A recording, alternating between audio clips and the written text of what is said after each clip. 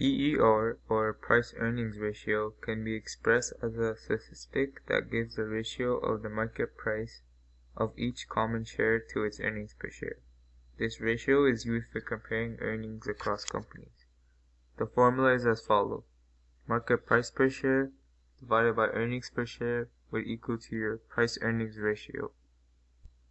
It is used to reflect investors' assessment of a company's future earnings. The ratio will be higher if investors think that the current income levels will continue to increase, and lower if investors think that the income will decrease.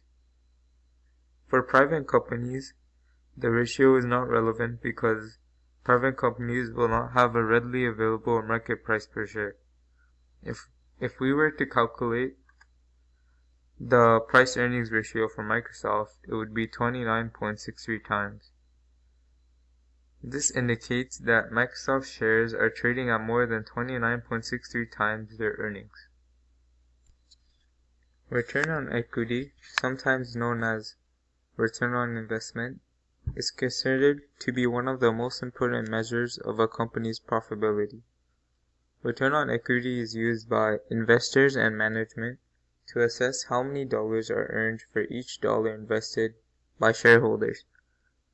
The higher the ratio, the better.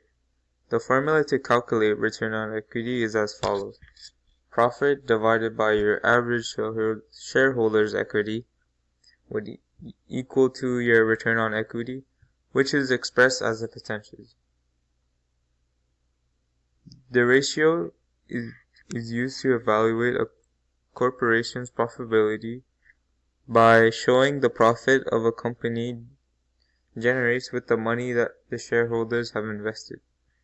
It can also be compared to previous years to see if there is an increase or decrease in return on equity.